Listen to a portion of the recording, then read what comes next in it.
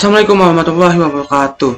Selamat siang semuanya, Bapak dan Ibu guru yang saya hormati, serta teman-teman saya yang saya cintai, dan juga beberapa orang yang menonton ini lewat video. Sebelum saya memulai pidato, alangkah baiknya, mari kita panjatkan puji dan syukur kehadirat Allah Subhanahu wa Ta'ala. Puji dan syukur kehadirat Allah Subhanahu wa Ta'ala yang Maha Esa dan yang telah melimpahkan rahmat dan karunia-Nya sehingga kita dapat berkumpul bersama, dan juga salawat serta salam dicurahkan kepada beliau Nabi Muhammad SAW serta kepada sahabat-sahabatnya dan umatnya di akhir zaman. Pada kesempatan yang megah dan mulia ini, saya akan menyampaikan sebagian alasan mengapa saya tidak merokok atau saya anti rokok. Alasan saya berikan ini cukup masuk akal dan logis, dan juga menggunakan data-data yang faktual. Jadi tidak hanya comot saja, tapi juga well research. Nah, sehingga ini bukan opini pribadi saja ya. Nah, jadi argumen ini dapat dikonsumsi atau dapat dipakai oleh orang lain juga. Nah, kita ke pengertian merokok dulu. Merokok itu apa? Merokok itu dari satu kata, salah satunya adalah rokok. Rokok adalah bahan sebatang tembakau yang dibungkus. Nah, merokok adalah menghisap tembakau itu. Apa sih yang bahaya dari rokok ini? Nah, yang bahaya dari rokok ini adalah asap dan kandungan yang ada di dalam rokok itu. Secara umum, ada beberapa zat yang ada di dalam kandungan rokok. Jadi saya akan sebutkan zatnya dan juga fungsinya. Nah, yang pertama adalah tar. Tar ini mengendap di paru-paru dan bisa masuk ke peredaran darah. Yang kedua ada karbon monoksida. Nah, karbon monoksida ini adalah lawannya dari oksigen. Jadi karbon monoksida ini bukan karbon dioksida tapi monoksida. Sama bahayanya juga, dia bisa menghilangkan kecepatan oksigen untuk masuk, sehingga ya jadi oksigen yang ada di tubuh kita itu bisa berkurang. Nah, juga ada amonia. Nah, amonia ini yang mengakibatkan sesak napas, iritasi mata, dan juga sakit tenggorokan. Selanjutnya juga ada nikotin.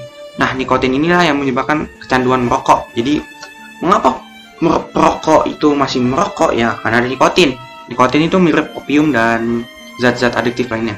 Ada banyak sumber yang mengklaim kematian per tahun dalam satu negara. Saya ambil dari WHO menurut CDC.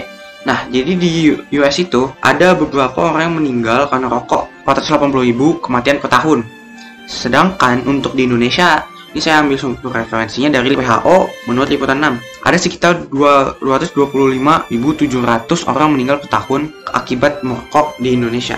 Ini tuh benar-benar mengalahkan angka kematian kecelakaan, karena kecelakaan di Indonesia itu hanya ada 38.279 per tahunnya. Selain itu, apakah ada produk yang menawarkan suatu produk bernama X dengan memperingati bahwasanya X itu berbahaya?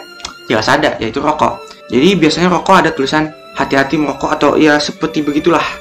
Itu sudah membuat impresi bahwasanya merokok itu berbahaya. Nah, iya, mengapa berbahaya? Karena pembuat rokoknya itu mengakui bahwasanya merokok itu bahaya.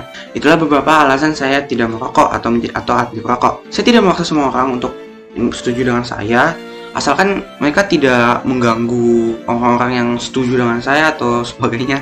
Saya hanya menyampaikan bahaya dan dampaknya saja ketika merokok. Berdasarkan data dan beberapa argumen yang saya sampaikan, itulah hak Anda untuk menyetujuinya atau tidak, asalkan tidak mengganggu orang lain seperti saya. Saya tidak menjadi perokok pasif, karena itu bisa mengganggu saya. Saya hanya ingin mengajak untuk mengurangi perokok pasif maupun aktif, agar tidak ada yang celaka, karena sudah banyak yang meninggal karena rokok. Jikalau ingin merokok, maka merokoklah di tempat yang ada tulisan smoking area.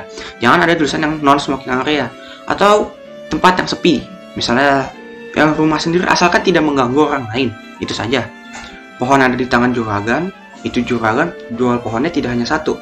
Mohon maaf bila ada kesalahan atau kekurangan. Wassalamualaikum warahmatullahi wabarakatuh.